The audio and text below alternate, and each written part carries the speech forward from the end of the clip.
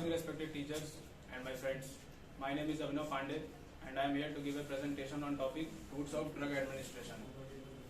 First of all, I would like to talk about the importance of this topic. Why this topic is important? This topic is important because of two reasons. First, this is the primary topic of pharmacology. Pharmacology is a branch of medicinal science which deals with drugs and their action, how drugs work in our body. And secondly, I think that since we are related to profession of pharmacy, it is very important for us to know pros and cons of various routes of drug administration, which drug is to be given at what time, and what precautions should be taken while giving the various routes, drugs through various routes. So this topic is important. So let us proceed to the next slide.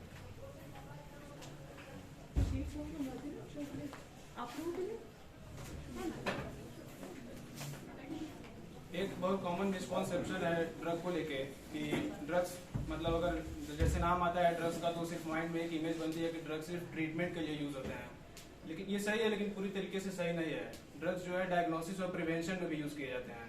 ये दो term हम mostly miss कर लेते हैं, जैसे कि radio active iodine का use किया जाता है थायराइड डिजीज के डायग्नोसिस के लिए।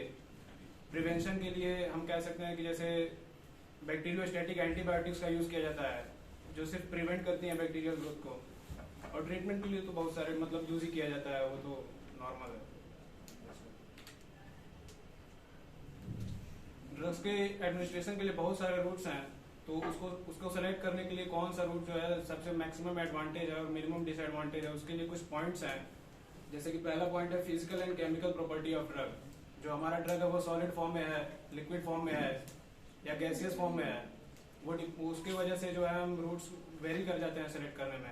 जैसे मान लीजिए अगर ड्रग सॉलिड फॉर्म में है, तो सॉलिड फॉर्म में है तो पहले वो हमारे जीआईटी में जाएगा, पहले डिसइंटीग्रेट होगा, डिसॉल्व होगा, फिर उसके बाद डिफ्यूज होगा, डिफ्यूज होकर टारगेट सेल्स तक पहुंचेगा, उसके बाद अपना एक्शन शो करेगा। वहीं अगर सॉलिड्स की जगह पे हम लिक्विड्स ले लें तो लिक्विड्स को डिसइंटीग्रेट होने की कोई जरूरत नहीं है, वो डायरेक्टली डिसॉल्व होकर और डिफ्यूज हो जाएंगे और टारगेट सेल तक पहुंच जाएंगे। अगर गैसेज है तो उसमें ना डिसइंटीग्रेट होने की जरूरत है ना डिसॉल्व होने की जरूरत है, वो डायरेक्ट डिफ्यूज हो जाएगा। तो कह सकते हैं कि गैसेस जो स्टेट में जो ड्रग्स होते हैं वो सबसे फास्ट एक्टिंग होते हैं, उसके बाद लिक्विड्स होते हैं, फिर सबसे स्लो एक्शन होता है सॉलिड ड्रग्स का। उसके बाद दूसरा पॉइंट है site of drug action. Localized action लेना है या जनरलाइज्ड एक्शन। इसका एक सबसे बढ़िया एग्जांपल है एनेस्थीसिया का। लोकल एनेस्थीसिया है, जनरल एनेस्थीसिया। जैसे मान लीजिए कोई माइनर ऑपरेशन करना है, हाथ में कोई माइनर ऑपरेशन करना है तो लोकल एनेस्थीसिया किया जाता है, पूरे बॉडी को अनकॉन्शियस नहीं किया जाता है। लेकिन अगर कोई मेजर सर्जरी या मेजर ऑपरेशन करना है तो पूरे पेशेंट को जो है अनकॉन्शियस किया जाता है, उसके लिए जनरल एनेस्थीसिया देते हैं। एक और एग्जांपल कह सकते हैं, मान लीजिए हमें अगर चोट लग गई है हाथ पे तो हम लोकल ऑइंटमेंट या क्रीम जो लगाते हैं वो on the site of action लगाते हैं, मतलब जहाँ चोट लगी है। और अगर बॉडी में कोई इन्फेक्शन हो गया है, कोई जैसे मान लीजिए कि कोई बैक्टीरियल इन्फेक्शन हो गया है, तो जो एंटीबायोटिक देते हैं वो इन जनरल पूरे बॉडी में काम करती है, हमारे सिस्टमिक सर्कुलेशन में मिल के काम करती है। तीसरा पॉइंट होता है rate and extent of drug availability. इसको बायो अवेलेबिलिटी कहते हैं। जैसे हम कोई भी जब ड्रग लेते हैं तो जैसे मान लीजिए 100 mg का ड्रग लिए तो 100 mg हमारे साइट ऑफ एक्शन पे नहीं पहुंचेगा, वो बीच में जो है ड्रग मेटाबोलाइज हो जाता है। तो इसको जो है मतलब इसको अगले पॉइंट से समझते हैं कि वो मेटाबॉलिज्म ऑफ ड्रग जो है first pass effect and by pass effect, ये बहुत पॉपुलर दो टर्म्स हैं, आगे कई बार आएंगे। फर्स्ट पास इफेक्ट ये होता है कि जैसे मान लीजिए कोई ड्रग हम अगर ओरल रूट से ले रहे हैं तो हमारे जीआईटी में जाएगा, जीआईटी में जब जाके वो डिसइंटीग्रेट होगा, डिसॉल्व होगा, इंटेस्टाइन में एब्जॉर्ब होगा, तो इंटेस्टाइन में एब्जॉर्ब होने के बाद डायरेक्ट सिस्टमिक सर्कुलेशन में नहीं आता है, वो पहले लीवर तक जाता है through hepatic portal vein system.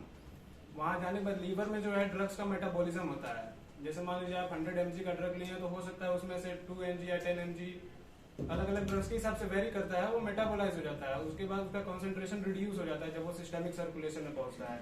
इसी को कहते हैं फर्स्ट पास इफेक्ट। और इस इफेक्ट को बाईपास करके अगर हम डायरेक्ट सिस्टमिक सर्कुलेशन में ड्रग को पहुंचा दें तो वो होता है बाईपास इफेक्ट। जैसे अभी कुछ महीने पहले आप सुने होंगे रेमडेसिविर का जो है बहुत हाईलाइट हुआ था, कोविड ट्रीटमेंट के लिए यूज किया, मतलब कई सेंट्रल एजेंसी उसको प्रमोट की थी। रेमडेसिविर को हम कभी भी ओरल रूट से नहीं देते हैं, इसका 100% मेटाबॉलिज्म हो जाता है लीवर में, 0 mg ड्रग आपके जो है सिस्टमिक सर्कुलेशन में पहुंचेगा। और एक और होता है, इसमें छोटा सा टर्म दिया जाता है सेकंड पास मेटाबॉलिज्म। जैसे कुछ ड्रग्स ऐसे भी होते हैं जिनको अगर हम फर्स्ट पास मेटाबॉलिज्म बाईपास करके भी देते हैं, उसके बाद भी कुछ परसेंट जो है मेटाबोलाइज हो जाते हैं, क्योंकि ब्लड का कुछ हिस्सा जो है लीवर से होके जाता है, तो फिर थोड़े बहुत मेटाबोलाइज होते हैं। जैसे रेमडेसिविर का सेकंड पास मेटाबॉलिज्म भी बहुत ज्यादा होता है, इसलिए इसको मोस्टली इंट्रावीनस इंजेक्शन के रूप में दिए जाते हैं, मतलब पेरेंट्रल रूट्स के रूप में दिए जाते हैं। नेक्स्ट पॉइंट होता है रैपिडिटी ऑफ रेस्पॉन्स। रेस्पॉन्स जो है हमें कितना फास्ट चाहिए या कितना स्लो चाहिए। जैसे मान लीजिए आप माइनर हेडेक है आपके पास, आपको तो टैबलेट से काम चल सकता है, क्योंकि वो स्लो एक्टिंग होता है, आधे घंटे 1 घंटे में आराम मिल जाता है, तो उसमें स्लो एक्टिंग में काम चल सकता है टैबलेट का।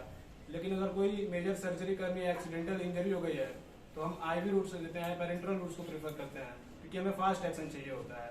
तो इससे भी रूट्स की जो है चॉइस है बदल जाती है। लास्ट है कंडीशन ऑफ पेशेंट। जैसे पेशेंट का एज क्या है, उसकी फिजिकल स्टेट क्या है। अगर जैसे पेशेंट अगर कोमा में है या अनकॉन्शियस है, तो उसे हम ओरल रूट से नहीं दे सकते हैं ड्रग्स को, उसे हमें पेरेंट्रल रूट से देना पड़ेगा। या पेशेंट अगर जैसे मान लीजिए कोई चाइल्ड है, तो उसे हम सिरप देते हैं, टैबलेट्स नहीं दे सकते हैं। ऐसे ये फैक्टर्स होते हैं। नेक्स्ट हमारा classification of routes of drug administration. इसको ब्रॉडली 2 पार्ट्स में क्लासिफाई किया गया है, इंटरल रूट्स और पेरेंट्रल रूट्स। बहुत सारी बुक्स में जो है सबलिंगुअल और बकल और रेक्टल को भी इंटरल रूट्स में लिया जाता है, लेकिन यहाँ कुछ स्टैंडर्ड बुक्स में जो है इसको इस तरीके से क्लासिफाई किया गया है। इंटरल का मतलब होता है पासिंग थ्रू इंटेस्टाइन। जैसे कोई भी जो है ड्रग जो इंटेस्टाइन के थ्रू पास होती है उसको एंट्रल रूट कहते हैं। और पैरा एंट्रल का मतलब होता है वो 2 वर्ड से मिलकर बना है, पैरा प्लस एंट्रल। पैरा मतलब होता है बियॉन्ड, एंट्रल इंटेस्टाइन मतलब बियॉन्ड इंटेस्टाइन को बाईपास करके जितने भी रूट्स हैं उनको पैरा एंट्रल बोला जाता है। मतलब ये ड्रग्स आपके इंटेस्टाइन में नहीं जाएंगे, इंटेस्टाइन में नहीं जाएंगे तो वहाँ डिसोल्यूशन नहीं होगा, फर्स्ट पास इफेक्ट नहीं शो होगा, मतलब इनकी बायो अवेलेबिलिटी ज्यादा होती है। पेरेंट्रल रूट्स में जितने भी रूट्स होते हैं उनके द्वारा दिए गए ड्रग्स की बायो अवेलेबिलिटी ज्यादा होती है। एंट्रल रूट को फिर क्लासिफाई किया गया ओरल रूट में, और पेरेंट्रल रूट को फिर सबलिंगुअल मतलब below the tongue, buccal behind the chip, rectal through rectum दिया जाता है ड्रग्स को, सबक्यूटेनियस सब मतलब बिलो, क्यूटेनियस मतलब स्किन, बिलो द स्किन दिया जाता है ड्रग्स को। इनहेलेशन हम इनहेल करके लेते हैं, nasal through nose, intramuscular injection, ये इसके नीचे जितने हैं सब इंजेक्शन वाले हैं, intramuscular, intravenous, intraperitoneal, intraarticular, medullary और इंट्रा आर्टेरियल, ये सारे इंजेक्शन के थ्रू दिए जाते हैं। तो एक एक करके देखते हैं सबको। पहला हमारा है ओरल रूट। ओरल रूट जैसे कि नाम से क्लियर है, बकल कैविटी के थ्रू हम लेते हैं, टैबलेट्स को जो है इंजेस्ट करते हैं। इसमें टैबलेट्स आ गए, आपके सिरप्स आ गए, जो भी चीजें मतलब हम इंजेस्ट करते हैं बकल कैविटी में। इसका सबसे बड़ा प्रॉस ये होता है कि कन्वीनियंट होता है, चीप होता है, इजिली एडमिनिस्टर किया जा सकता है, बिना किसी एक्सपर्ट की जरूरत नहीं होती है, आप खुद अपने हाथ से टैबलेट या सिरप लेके कंज्यूम कर सकते हैं। इसका डिमेरिट ये होता है कि ऑनसेट ऑफ एक्शन स्लो होता है, और दूसरा डिमेरिट ये होता है कि फर्स्ट पास इफेक्ट शो करता है। इसमें काफी ज्यादा ड्रग जो है मेटाबोलाइज हो जाता है, मतलब टारगेट सेल तक नहीं पहुंच पाता है। कभी कभी ऐसा भी होता है कुछ ड्रग्स जो है नौसिया या वॉमिटिंग कॉज करते हैं, जैसे हमारे डाइजेस्टिव सिस्टम में जो फ्लूइड्स हैं उनके साथ कॉम्पेटिबल नहीं होते हैं, तो ये इसका सबसे बड़ा डिसएडवांटेज है। फिर आते हैं पेरेंट्रल रूट्स पे। पेरेंट्रल रूट्स का सबसे पहला है sublingual route. Sublingual route, lingua मतलब होता है टंग और सब मतलब बिलो। जैसे इस ड्रग्स को जो है हम टंग के बिलो रखते हैं, टंग के नीचे रख के कंज्यूम करते हैं। टंग के नीचे जो है हमारी वीन्स का बहुत ज्यादा, वीन्स और आर्टरीज बहुत ज्यादा मतलब रिचली सप्लाइड होती है ब्लड वेजल्स में, तो ड्रग वहां से डायरेक्टली एब्जॉर्ब हो जाता है। इसमें जो है हम एक पेस्ट के साथ टैबलेट को मिक्स, सलाइवा के साथ मिक्स होकर जो है हमारा टैबलेट जो है एक पेस्ट बन जाता है, और फिर उसके बाद हम उसको कंज्यूम करते हैं। इसका सबसे बढ़िया एग्जांपल इसका है नाइट्रोग्लिसरीन, जो है चेस्ट पेन के लिए, जैसे इमरजेंसी में कभी चेस्ट पेन होता है तो नाइट्रोग्लिसरीन का टैबलेट जो है टंग के नीचे रख के लिया जाता है, वो डायरेक्टली डिसॉल्व होकर सिस्टमिक सर्कुलेशन में पहुंच जाता है। ऑनसेट ऑफ एक्शन फास्ट होता है, इसका एक एडवांटेज है। डिसएडवांटेज ये है कि ये अनकंफर्टेबल होता है, जैसे टंग के नीचे काफी देर तक किसी टैबलेट को रखना वो पेनफुल होता है। कभी कभी ऐसा भी होता है कि हम बोल रहे हैं या कुछ पढ़ रहे हैं या कुछ लिख रहे हैं, तो मतलब जैसे टैबलेट जो है फ्लो में स्वेलो हो जाते हैं गलती से, तो ये इसका डिसएडवांटेज है। फिर अगला हमारा है बकल रूट। बकल रूट और सबलिंगुअल रूट में बहुत कंफ्यूजन होता है, एक छोटा सा डिफरेंस है। सबलिंगुअल में हम बिलो द टंग रखते हैं और बकल में बिसाइड द चिक रखते हैं, दोनों रखते हैं ओरल कैविटी में, तो इसमें थोड़ा सा कंफ्यूजन हो जाता है। इसमें जो है इसका भी एडवांटेज वही है कि बाईपास कर देता है फर्स्ट पास इफेक्ट को, ड्रग की बायो अवेलेबिलिटी ज्यादा होती है। डिसएडवांटेज भी लगभग सेम ही है, अनकंफर्टेबल होता है, ड्रग्स स्वालो हो जाते हैं गलती से। फिर अगला हमारा रेक्टल रूट है। रेक्टल रूट को जो है हम सपोजिटरी के हेल्प से देते हैं रेक्टम में। इसको जैसे मोस्टली पाइल्स वगैरह के केस में यूज किया जाता है। जैसे आप वो फोटो देख सकते हैं, इस साइड वो सपोजिटरी होती है, एक हॉलो ऑब्जेक्ट की तरह होता है, उसमें ड्रग को फिल करके और रेक्टम में इंजेस्ट किया जाता है और रेक्टम तक पहुंचाया जाता है। इसका एडवांटेज होता है कि मतलब चिल्ड्रंस में ज़्यादा यूज किया जाता है, और चूंकि सपोजिटरी में फिल करके देते हैं इसलिए ड्रग जो है ज़्यादा कंसंट्रेशन में दे सकते हैं हम, मतलब साइड पे जो है ज़्यादा अमाउंट में ड्रग को पहुंचा सकते हैं। डिसएडवांटेज होता है कि काफ़ी एम्बेरसिंग होता है इसको और अनकंफर्टेबल होता है, किसी रजिस्टर्ड प्रैक्टिशनर की जरूरत पड़ती है, इसको आप खुद से नहीं ले सकते हैं। नेक्स्ट हमारा सबक्यूटेनियस रूट है। सबक्यूटेनियस स्किन के नीचे दिया जाता है, मतलब हम स्किन को ऐसे पुल करते हैं, स्किन को पुल करने के बाद इंजेक्शन से इसको देते हैं। और फोटो में आप देख सकते हैं जैसे 45 डिग्री के एंगल पे इसको देते हैं, इंजेक्शन लगाते हैं। और इसका बेनिफिट ये है कि फर्स्ट पास मेटाबॉलिज्म को बाईपास कर देता है। और डिसएडवांटेज ये है कि बहुत लो क्वांटिटी में ड्रग को एक्सेप्ट करता है, जैसे आप ज्यादा अमाउंट में ड्रग को नहीं दे सकते हैं सबक्यूटेनियस रूट से। फिर आता है इनहेलेशन रूट। इनहेलेशन रूट में जैसे एरोसोल्स की हेल्प से हम इनहेल करते हैं। इसमें जो है आपके ड्रग्स जो है मोस्टली गैसियस फॉर्म में होते हैं। इसका एडवांटेज ये होता है कि हम इनहेल करते हैं, ड्रग्स हमारे लंग्स तक जाते हैं, फिर वहां से एल्वियोलाई से डिफ्यूज होकर सिस्टमिक सर्कुलेशन में पहुंच जाते हैं। इसका मतलब जैसे इसका ऑनसेट ऑफ एक्शन बहुत फास्ट होता है, रैपिड होता है। डिसएडवांटेज ये है कि काफी जो है मतलब सोफिस्टिकेटेड, आपको मतलब ये सोफिस्टिकेटेड रूट है। आप जैसे कि अगर ट्रेवलिंग कर रहे हैं या कहीं ऑफिस में बैठे हैं तो आप इसको नहीं ले सकते कि आपको इनहेलर की जरूरत पड़ेगी, एक क्लोज्ड एनवायरनमेंट की जरूरत पड़ेगी। और एक सबसे बड़ा इसका डिसएडवांटेज है कि डोज इनएक्यूरेसी हो जाती है। जैसे गैसेज में होते हैं तो कितना इनहेल करना है कितना नहीं करना है, ये इसमें थोड़ा सा कंफ्यूजिंग होता है। नेक्स्ट हमारा नेजल रूट है। नेजल रूट में हम नोज के थ्रू, जैसे मिनट ड्रॉपलेट्स में होते हैं ड्रग्स, और नोज के थ्रू इसको जो हम लेते हैं। जैसे जीएनआरएस एगोनिस्ट इसका सबसे बढ़िया एग्जांपल है। जीएनआरएस एगोनिस्ट मतलब गोनेडोट्रोपिन रिलीजिंग हार्मोन एगोनिस्ट। ये गोनेडोट्रोपिन्स को रिलीज कराता है हमारे पिट्यूटरी ग्लैंड से।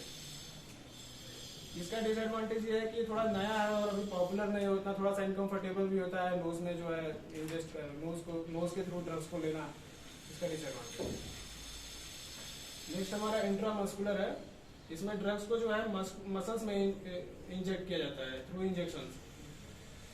इसको दो बहुत मसल्स पॉपुलर, जैसे डेल्टॉइड टिश्यूज हो गए, ट्राइसेप्स हो गए। डेल्टॉइड हमारे होते हैं जैसे यहाँ शोल्डर पे जो है, शोल्डर की जो मसल्स होते हैं उनको डेल्टॉइड मसल्स बोलते हैं, और इसमें दिया जाता है। इसका नाम ऐसे है जैसे एक ग्रीक सिंबल होता है डेल्टा, जिसको हम केमिस्ट्री में ज्यादा यूज करते हैं टेम्परेचर इंक्रीज दिखाने के लिए, वहां से इसका नाम आया है डेल्टॉइड। और ट्राइसेप्स में यूज करते हैं। एडवांटेज इसका ये है कि बाईपास मेटाबॉलिज्म को, फर्स्ट पास मेटाबॉलिज्म को बाईपास कर देता है। डिसएडवांटेज ये है कि रिवर्सिबिलिटी बहुत पुअर है और पेनफुल होता है, शॉर्ट्स पेनफुल होते हैं। मसल्स में ड्रग्स को उतने अमाउंट में दिया नहीं जा सकता है, इसलिए मतलब जैसे और किसी ट्रेंड पर्सन की जरूरत होती है, आप खुद नहीं ले सकते हैं। नेक्स्ट है इंट्रावीनस। इंट्रावीनस सबसे पॉपुलर रूट है पैरेंट्रल रूट का, सबसे बढ़िया एग्जांपल है पैरेंट्रल रूट का, ज्यादा यूज किया जाता है, वाइडली यूज्ड है। और इसमें वीन्स में इंजेक्शंस दिए जाते हैं। इसका एडवांटेज है कि रैपिड ऑनसेट ऑफ एक्शन होता है, और अगर पर्सन कॉन्शियस है, अनकॉन्शियस है तो भी दिया जा सकता है इसको, इसका सबसे बढ़िया एडवांटेज ये है। लेकिन डिसएडवांटेज ये है कि इरिवर्सिबल होता है और ट्रेन पर्सन की जरूरत होती है। अगर ड्रग एक बार वीन्स में चला गया, सिस्टमिक सर्कुलेशन में चला गया, तो आप उसको रिवर्स नहीं कर सकते हैं, वो इरिवर्सिबल होता है। डोज अगर ज्यादा हो गया तो उसके साइड इफेक्ट ज्यादा दिख सकते हैं, ये इसका सबसे बड़ा डिसएडवांटेज होता है। फिर आता है इंट्रापेरिटोनियल। इंट्रापेरिटोनियल मोस्टली एनिमल्स के केस में यूज किया जाता है, ह्यूमंस में बहुत कम यूज किया, पहले यूज किया जाता था, अब तो बहुत कम यूज किया जाता है। इसमें पेरिटोनियम कैविटी में ड्रग्स को दिया जाता है। जैसे पेरिटोनियम कैविटी वो कैविटी होती है जो हमारे इंटेस्टाइन और स्टोमक और लीवर को जो कंटेन करती है, जो कैविटी, वो पेरिटोनियम कैविटी होती है, उसमें ड्रग्स को दिया जाता है। इसका एडवांटेज ये है कि लार्ज वॉल्यूम में ड्रग्स को दिया जा सकता है, क्योंकि पेरिटोनियम कैविटी बड़ी होती है तो उसमें जगह की कोई दिक्कत नहीं होती है। डिसएडवांटेज ये है कि अगर आप इसको सही तरीके से नहीं दे रहे हैं तो आपके इंटरनल विसरा को डैमेज कर सकती है। जैसे इंजेक्शन अगर गलत जगह पे लग गया तो इंटरनल मसल, स्मूथ मसल्स को डैमेज कर सकती है, जो कि बाद में इन्फेक्शन हो सकता है, ज्यादा हो सकता है। इसको पेरिटोनियल डायलिसिस के केस में ज्यादा यूज किया जाता है, मतलब जो डायलिसिस होती है, प्यूरिफिकेशन ऑफ ब्लड होता है, पेरिटोनियम के थ्रू होता है, इसको यूज किया जाता है। फिर इंट्रामेडुलरी आता है। इंट्रामेडुलरी हमारे बोन लॉन्ग बोन्स में बोन मैरो होती है, वो जिस कैविटी में होती है मेडुला में, उसमें दिया जाता है इंट्रामेडुलरी। बहुत रेयर होता है, इसको ज्यादा यूज नहीं करते हैं हम लोग। फिर आता है इंट्रा आर्टेरियल रूट और इंट्रा आर्टिकुलर रूट। नेम काफी कंफ्यूजिंग है इसका, इंट्रा आर्टेरियल और आर्टिकुलर। लेकिन आर्टेरियल जो है इनसाइड द आर्टरीज दिया जाता है। और जैसे इसका सबसे ज्यादा यूज होता है, जैसे कभी कभी आर्टरीज क्लॉट कर जाते हैं, थ्रोम्बोसाइट्स जो है क्लॉट कर जाते हैं आर्टरीज में, तो थ्रोम्बोलिसिस के लिए जो इसका ज्यादा यूज किया जाता है। इसका डिसएडवांटेज ये होता है कि आर्टरीज जो है रिचली सप्लाइड होती हैं नर्व से। अगर इंजेक्शन सही तरीके से नहीं लगाया तो नर्व डैमेज हो सकते हैं, जिसकी वजह से पैरालिसिस भी हो सकता है। इसका ये डिसएडवांटेज। एडवांटेज ये है कि बहुत फास्ट एक्टिंग होता है, बाईपास कर देता है फर्स्ट पास मेटाबॉलिज्म को। आर्टिकुलर रूट होता है जॉइंट्स के बीच में जो आर्टिकुलर कैविटी होती है उसमें दिया जाता है, इसको इंजेक्शन के थ्रू दिया जाता है। इसको मोस्टली यूज किया जाता है जॉइंट पेन वगैरह के लिए, जैसे रुमेटॉइड आर्थराइटिस हो गया, उसके लिए यूज किया जाता है। इसमें ड्रग को हाई कॉन्सेंट्रेशन में दिया जा सकता है, लेकिन डिसएडवांटेज ये होता है कि अगर सही तरीके से नहीं लगाया गया है तो जॉइंट्स डैमेज हो सकते हैं। So this was all about presentation.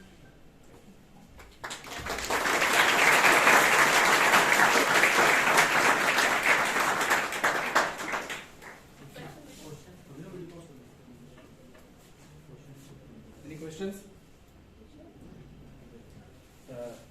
Abhinav, you presented very well, right? Very nicely presented. Your all the time your presentation was attractive, you know. But still, there are few things I want to ask. That first question is that open your first slide.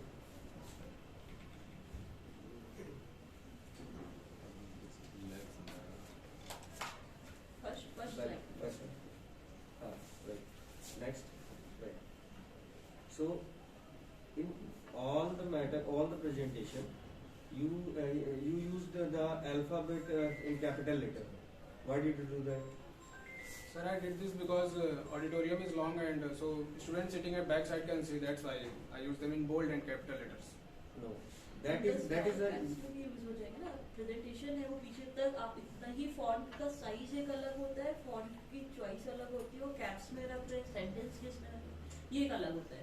तो आप कौन सा font use कर रहे हो so that everyone can see your slides, कौन सा size use कर रहे हो फॉन्ट का, राइट, वो एक होगा। और फिर आपने हमेशा कैप्स में, और इस आदत को आपको खत्म करना होगा, बिकॉज जब भी हम कैप्स में सब कुछ लिखते हैं और सारी बात जब हम कैप्स में ही बोल रहे होते हैं तो इसका मतलब होता है कि we are shouting on someone, right. That's why on the mail also हम कभी भी पूरी चीजें कैप्स में नहीं लिखते हैं, हम हमेशा स्मॉल में लिखते हैं। और जब हमें किसी पे कॉर्पोरेट मेल्स में ऐसा होता है कि जब किसी को किसी पर गुस्सा है या कोई एंगर शो करता है तो they use to type the mail in caps, जिससे क्लैरिटी होती है कि someone is not happy with you.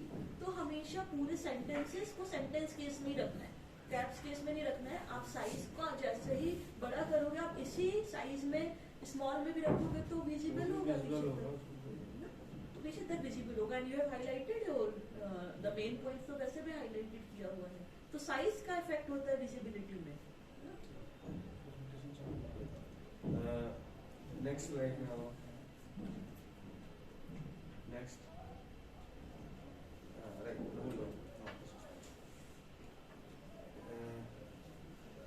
Here you said that the drug metabolized 100% in liver, and जो ड्रग बची वो कहाँ पे जाती है? सिस्टेमिक सर्कुलेशन में।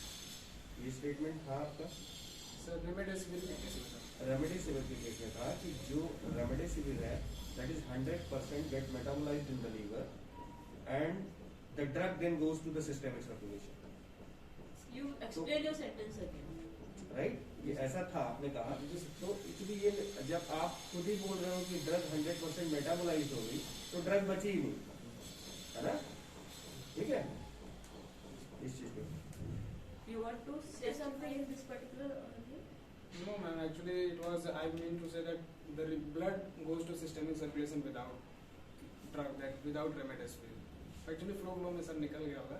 I mean to say that. What you are saying? Blood goes to the systemic circulation means first blood containing remdesivir goes to liver. Liver metabolizes remdesivir, and the remaining blood goes to blood. Remaining blood means I mean to say that blood without remdesivir. But Actually, metabolic product of the remdesivir then goes to the systemic circulation. It's that, okay. Coconut classification we have mentioned right here. What about, is there any kind of root topical? Topical roots are also there. Yes, sir. Topical roots, sir. So have you mentioned it? No, sir. You should mention it.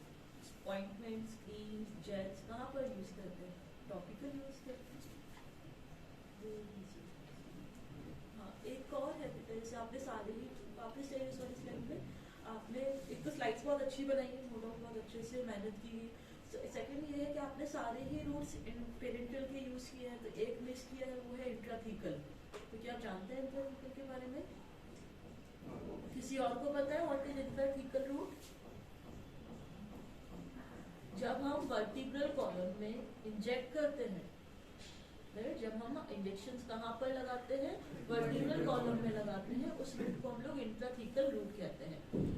Advantages इसके ये हैं कि basically anaesthesia को ही देते हैं, जबकि operations होते हैं तो पेशेंट्स का जब लोअर हाफ ही सिर्फ एनेस्थाइज करना है, हम चाहते हैं कि सिर्फ लोअर हाफ एनेस्थाइज है, अपर हाफ ना हो, राइट? उस केस में हम लोग यूज करते हैं। Generally during the caesarean surgery at the time of child birth intrathecal injection लिए जाते हैं। डिसएडवांटेज ये है कि पेनफुल रहते हैं, आफ्टर द रिकवरी ऑल्सो उसका एक पेन रहता है जो कि कुछ टाइम तक पेशेंट को अनकंफर्टेबल फीलिंग कराता है। तो इंट्राथीकल इसमें मिसिंग है।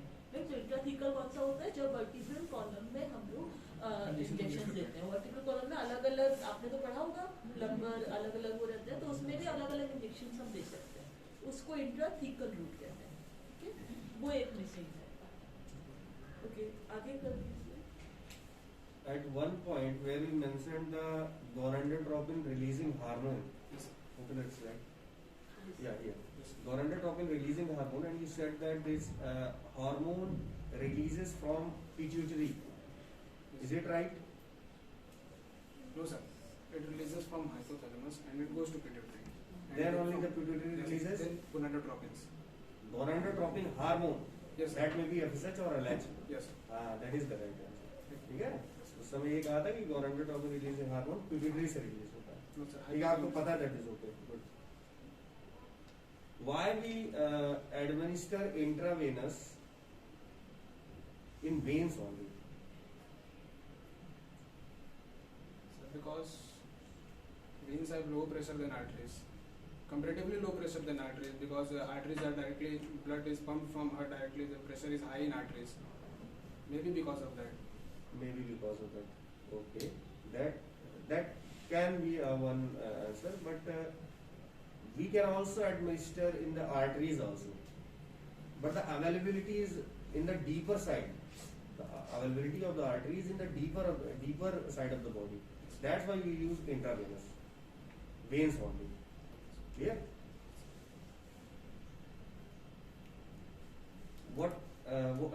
There are so many parental routes. IM, IV, subcutaneous. In which parental route the bioavailability will be maximum, and why?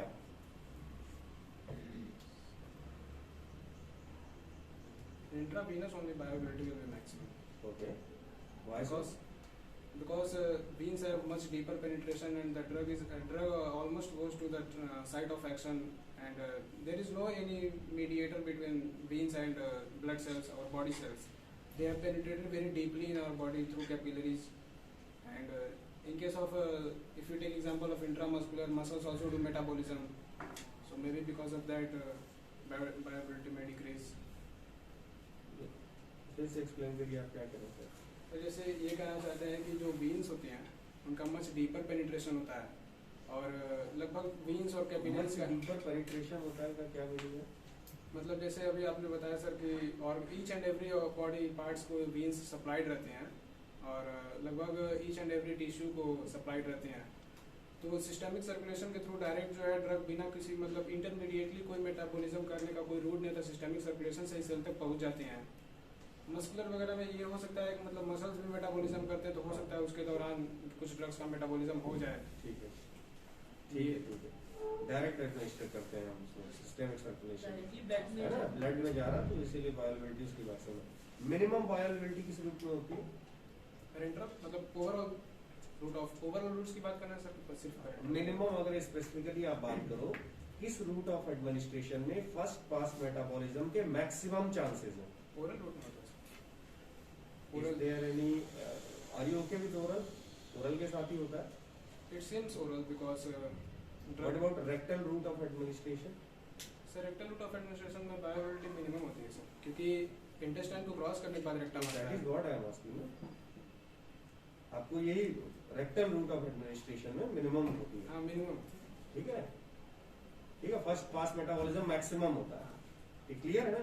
तुम्हारी प्रेजेंटेशन बहुत अच्छा था, बिल्कुल रिलैक्स रहो तुम. ठीक. और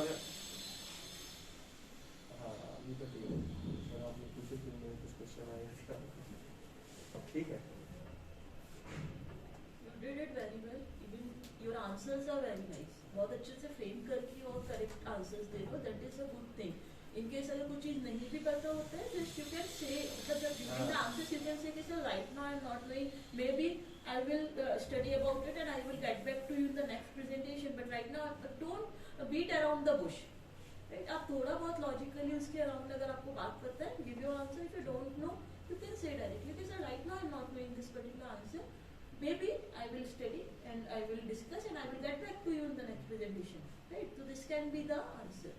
Apart from it, you have to, the only thing you have to work slides को और अच्छे से कैसे बनाना है. अभी तो आपने क्या किया ना, पिक्चर्स को ही डायरेक्टली लगा दिया. You can also frame the slides, है ना, बहुत अच्छे से कर सकते हो. For that purpose which I have seen कि वो भी क्रॉस चेक करके आपको बता देंगे और अच्छे से कैसे स्लाइड्स को बनाना है. Otherwise it was very nice. बहुत अच्छा प्रेजेंट किया. I think all the questions were. Last question.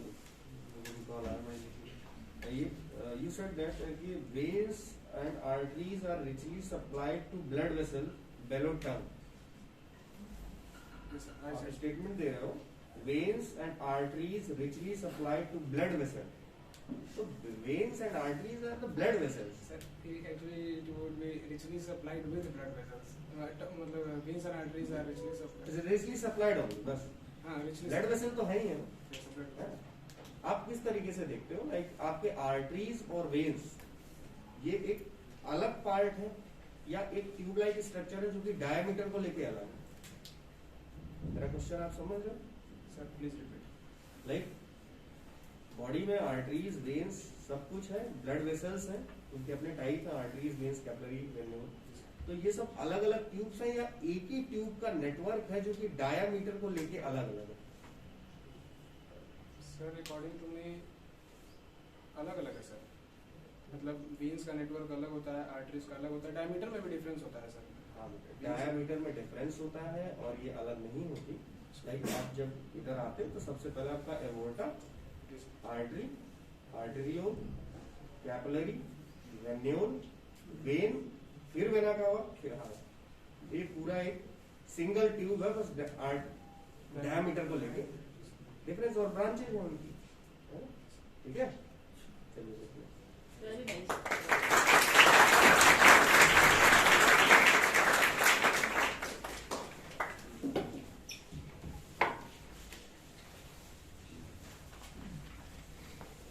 तो इस ऑपरेटिंग में फोन बेटा आप इसको ऑफ कर लो, फिर से ऑन करो. एक वीडियो हो जाएगा ना, अदरवाइज बहुत बड़े वीडियोस हो जाएंगे. अपलोडिंग करने में प्रॉब्लम है.